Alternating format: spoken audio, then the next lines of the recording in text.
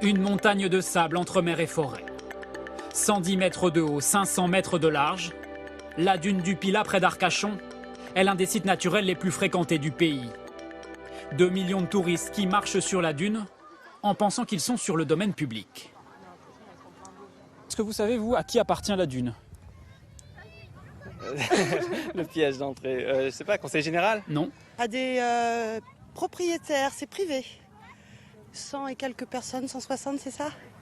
150 plus précisément, qui se partagent les 2 tiers de la dune et de la forêt alentour. Mais depuis un an, l'État, via le Conservatoire du littoral, tente de racheter toutes les parcelles de la dune. Il n'y a pas si longtemps, Thierry Danet faisait partie de ses propriétaires. Ce qui a été cédé au Conservatoire, en fait, c'est toute la partie dunaire et des pins qui sont derrière. Ça part en fait du point le plus haut de la dune jusqu'environ vers ici, et sur 150 hectares qui sont derrière. 150 hectares qui appartenaient à sa famille depuis le 19e siècle. Ses ancêtres ont pendant longtemps fait commerce de la térébenthine, une résine récoltée dans la forêt de pins. Un produit aujourd'hui plus vraiment rentable, Thierry Danet n'avait d'autre choix que de vendre. C'est pire qu'un pincement au cœur, c'est un déchirement complet parce qu'il a toujours fait partie, elle a toujours fait partie intégrante du patrimoine familial.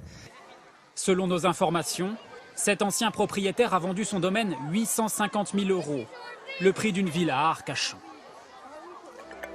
L'État s'est donné 2 ans pour racheter toutes les parcelles.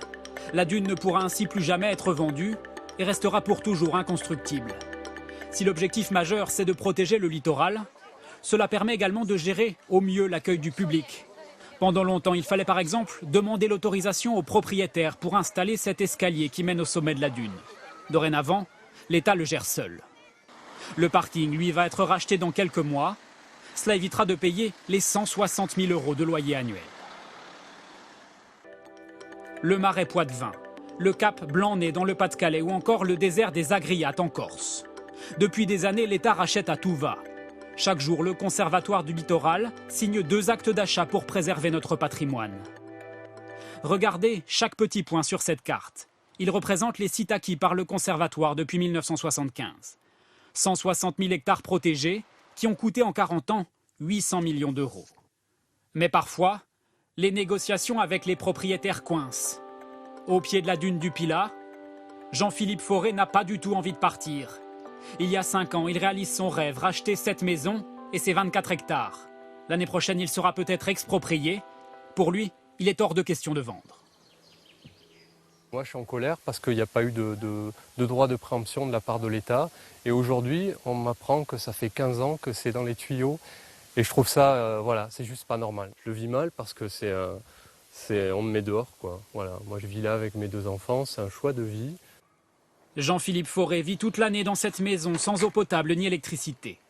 Il fait partie des derniers propriétaires voisins de la dune, à qui l'État devra verser une indemnisation.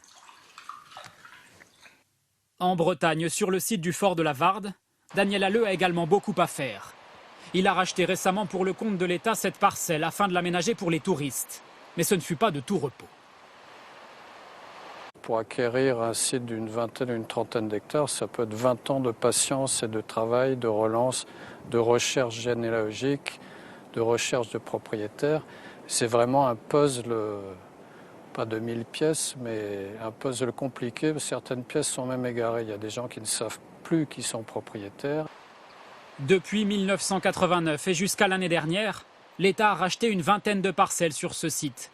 Mais il en reste autant à acquérir. Certains propriétaires sont encore récalcitrants. C'est la parcelle terminale qui est encore privée et que le conservatoire essaye d'acheter, mais sans succès pour l'instant.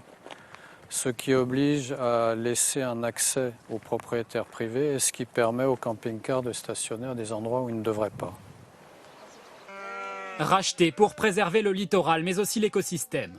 Au cœur de la baie du Mont-Saint-Michel, le conservatoire a acquis l'an dernier cette prairie, avec un objectif, préserver la flore qui fait la spécificité de la baie. Pour cela, il loue à Mathilde Bérard ce près de 3 hectares. C'est ici qu'elle fait paître ses 152 moutons de présalé et ils ont une mission bien précise. Le rôle des moutons, c'est de manger cette plante-là qui est le chien-dent maritime. Donc là, il est plutôt court, donc elles l'apprécient encore, elles peuvent le pâturer. Et pour laisser place à cette plante qui s'appelle la Puccinelli et qui se développe sur les terres salées qui sont donc recouvertes par la mer. Depuis quelques années, la Bretagne est la première cible du Conservatoire du littoral. Il rachète chaque jour 2 parcelles dans la région.